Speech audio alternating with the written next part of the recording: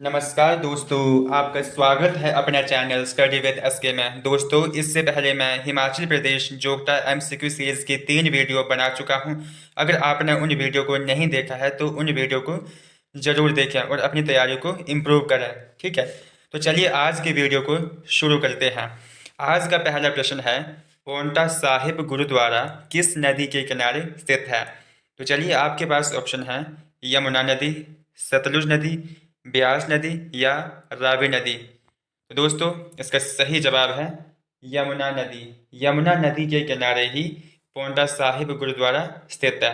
दोस्तों, यमुना नदी हिमाचल प्रदेश में प्रवाहित होने वाली सबसे छोटी नदी है।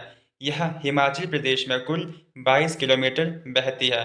और दोस्तों, मैं आपको बता दूं तो हिमाचल प्रदेश की सबसे बड़ी नदी सतलुज नदी है, जो हिमाचल प्रदेश में कुल 320 किलोमीटर बहती है। ठीक है, अगला प्रश्न है, रावी नदी कहाँ से निकलती है? आपके पास ऑप्शन है बारालाचा दर्रा, बड़ा बंगाल, मणिकर्ण या शिवालिक। तो इसका सही जवाब है बड़ा बंगाल। रावी नदी कांगड़ा के बड़ा बंगाल से निकलती है। ठीक है, अगला प्रश्न है, हिमाचल प्रदेश की सबसे लंबी नदी कौन सी है? आपके पास ऑप्शन है सतलुज, ब्यास, चनाब या रावी। तो चलिए, इसका सही जवाब है सतलुज नदी। सतलुज नदी हिमाचल प्रदेश की सबसे लंबी नदी है। इसकी कुल लंबाई 320 किलोमीटर है। ठीक है, यह हिमाचल प्रदेश में कुल 320 किलोमीटर बहती है। दोस्तों, हिमाचल प्रदेश की सबसे छोटी नदी जो हिमाचल प्रदेश में केवल 22 किलोमीटर बहती है, वह कौन सी है? यमुना नदी। ठीक है, अगला प्रश्न है, कौन सी खड्ड कांगड़ा किले से होकर बहता है? ठीक है, आपके पास ऑप्शन है पार्वती, चंद्रा, गिरिगंगा या बाणगंगा। तो चलिए दोस्तों, इसका सही जवाब है बाणगंगा। बाणगंगा खड्ड ही कांगड़ा किले से होकर बहता है। ठीक है दोस्तों, आपने मुझे कमेंट में बताना है कि कांगड़ा का प्राचीन नाम क्या था। अगला प्रश्न है, सतलुज नदी का ऋग्वैदिक कालीन नाम क्या है? तो दोस्तों, आपके पास ऑप्शन है सरवरी, बिपाशा, शताद्री या सुजोइन। दोस्तों, इसका सही जवाब है शताद्री। सतलुज नदी का ऋग्वैदिक कालीन नाम शताद्री था। ठीक है, अगला प्रश्न है, निम्नलिखित में से कौन सी नदी का उद्गम हिमाचल प्रदेश में नहीं है? तो चलिए दोस्तों, मुझे बताओ कौन सी नदी का उद्गम हिमाचल प्रदेश में नहीं है? ब्यास का, सतलुज का, चनाब का या रावी का। तो चलिए दोस्तों, इसका सही जवाब है सतलुज नदी का। दोस्तों, सतलुज नदी तिब्बत के मानसरोवर झील से निकलती है। दोस्तों, आप मुझे बताओ कि ब्यास नदी कहाँ से निकलती है? रोहतांग दर्रे से। रोहतांग दर्रा कहाँ है? कुल्लू में। ठीक है, और रावी नदी कहाँ से निकलती है? कांगड़ा के बड़ा बंगाल से। और चनाब नदी कहाँ से निकलती है? बारालाचा दर्रा, जो कहाँ स्थित है? लाहौल स्पीति में। ठीक है, अगला प्रश्न है, चंद्रभागा नदियां कहाँ मिलती हैं? दोस्तों, आपसे पूछा गया है कि चंद्रा और भागा नदियां कहाँ मिलती हैं। तो दोस्तों, आपके पास ऑप्शन है तांदी में, उदयपुर में, जहलमा में या कोकसर में। तो इसका सही जवाब है तांदी में। तांदी नामक स्थान पर ही चंद्र और भागा नदियों का संगम होता है। ठीक है, ब्यास नदी निम्न किस जिले से संबंधित नहीं है? आपके पास ऑप्शन है ऊना, कुल्लू, मंडी या कांगड़ा। तो दोस्तों, इसका सही जवाब है ऊना। ब्यास नदी ऊना जिले से संबंधित नहीं है। ठीक है दोस्तों, आपने मुझे कमेंट में बताना है कि ऊना जिले की स्वान नदी को क्या कहा जाता है। इसको ऊना जिले का शोक कहा जाता है या नहीं। ठीक है, बाणगंगा निम्न में से किसकी सहायक नदी है? ब्यास की, यमुना की, गंगा की या इनमें से कोई नहीं। ठीक है दोस्तों, इसका सही जवाब है ब्यास की। बाणगंगा ब्यास की सहायक नदी है। ठीक है, अगला प्रश्न है, किस ग्लेशियर से रावी नदी का उद्गम होता है? आपके पास ऑप्शन है बड़ा शिगड़ी ग्लेशियर, बड़ा बंगाल ग्लेशियर, रोहतांग, दुधौन। दोस्तों, इसका सही जवाब है बड़ा बंगाल ग्लेशियर। बड़ा बंगाल से ही रावी नदी का उद्गम होता है? रावी नदी का वैदिक नाम क्या है?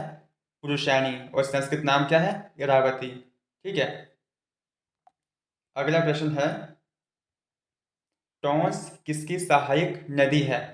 आपके पास ऑप्शन है सतलुज की, रावी की, यमुना की या ब्यास की। तो दोस्तों इसका सही जवाब है यमुना की। टॉन्स यमुना की एक सहायक नदी है। ठीक है दोस्तों, मैं आपको बता दूं तो सतलुज की सहायक नदियां बसपा और स्पीति हैं। रावी की सहायक नदियों में भांदल, तंतगिरी, छतराली, सियूल, साल, बुद्धेल और बलजेड़ी आती हैं। ठीक है। ब्यास की सहायक नदियों में जैसे बाणगंगा, बनेर, बाणगंगा, सैंज, तीर्थन, हारला, उहल, यह सभी ब्यास की सहायक नदियां हैं। ठीक है। अगला प्रश्न है, डैश नदी का वैदिक नाम अर्ज किया है? दोस्तों आपने मुझे बताना है कि किस नदी का वैदिक नाम अर्ज किया है। ठीक है। रावी का, सतलुज नदी का, ब्यास का या यमुना नदी का। तो दोस्तों इसका सही जवाब है ब्यास नदी का। ब्यास नदी का वैदिक नाम अर्ज किया है और संस्कृत नाम क्या है? विपाशा। ठीक है। अगला प्रश्न है, सियूल धारा किस नदी की सहायक है? आपके पास ऑप्शन है चेनाब की सहायक, यमुना की सहायक, रावी की सहायक या ब्यास की सहायक। तो दोस्तों इसका सही जवाब है रावी। रावी की सहायक नदी कौन सी है? सियूल धारा। ठीक है। अगला प्रश्न है, डोडरा कवार किस नदी घाटी में स्थित है? आपके पास ऑप्शन है पबर में, टॉन्स में, रावी में या ब्यास में। तो दोस्तों इसका सही जवाब है टॉन्स में।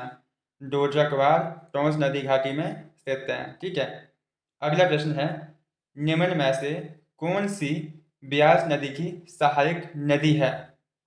आपके पास ऑप्शन है चंद्रा, मानखड, बैरा या सियरखड।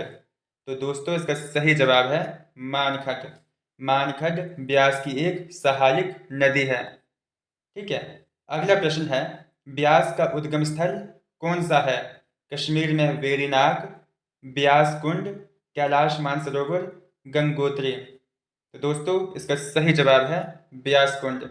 ब्यास कुंड का उद्गम स्थल ब्यास कुंड है जो कुल्लू में स्थित है। ठीक है। अगला प्रश्न है, तिब्बत में मानसरोवर से प्रारंभ होकर और किन्नौर जिले में शिवकी में भारतीय सीमा में प्रवेश करती है, वह कौन सी नदी है? आपके पास ऑप्शन है ब्यास नदी, यमुना नदी, सतलुज नदी या रावी नदी। तो दोस्तों इसका सही जवाब है सतलुज नदी। सतलुज नदी तिब्बत के मानसरोवर से निकलती है और हिमाचल प्रदेश में शिवकी किन्नौर में प्रवेश करती है। ठीक है। अगला प्रश्न है, हिमाचल प्रदेश में कितनी मुख्य नदियां बहती हैं? आपके पास ऑप्शन है एक नदी, तीन नदियां, छह नदियां या पांच नदियां। तो दोस्तों इसका सही जवाब है पांच नदियां। हिमाचल प्रदेश में कुल पांच नदियां बहती हैं, रावी, ब्यास, सतलुज, यमुना और चेनाब। अगला प्रश्न है, चेनाब नदी का वैदिक नाम क्या है? आपके पास ऑप्शन है अर्जकिया, अस्कनी, पुरुषैनी या शतुद्री। तो दोस्तों इसका सही जवाब है अस्कनी। अस्कनी चेनाब नदी का वैदिक नाम है। ठीक है। और चेनाब नदी का संस्कृत नाम क्या है? चंद्रभागा। ठीक है। ब्यास नदी का वैदिक नाम क्या है? अर्जकिया। पुरुषैनी किसका वैदिक नाम है? रावी का। ठीक है। शतुद्री किस नदी का वैदिक नाम है? सतलुज नदी का। ठीक है। अगला प्रश्न है, भाखड़ा बांध किस नदी पर बना है? आपके पास ऑप्शन है सतलुज नदी, ब्यास नदी, पुरुषैनी नदी या शतुद्री नदी। ठीक है। तो इसका सही जवाब है सतलुज नदी। भाखड़ा बांध सतलुज नदी पर बना हुआ है। ठीक है। अगला प्रश्न है, सतलुज नदी तिब्बत से निकलते हुए किस स्थान पर हिमाचल प्रदेश में प्रवेश करती है? ऑप्शन है शिवकी, संधोल, मूर्थल या ताजेवाला।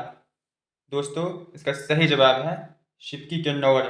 दोस्तों जैसे आपको पता है कि सतलुज नदी हिमाचल प्रदेश की सबसे लंबी नदी है।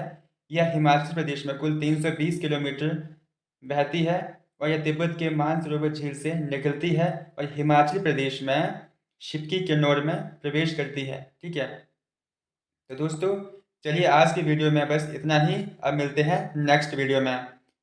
जय हिंद, जय भारत।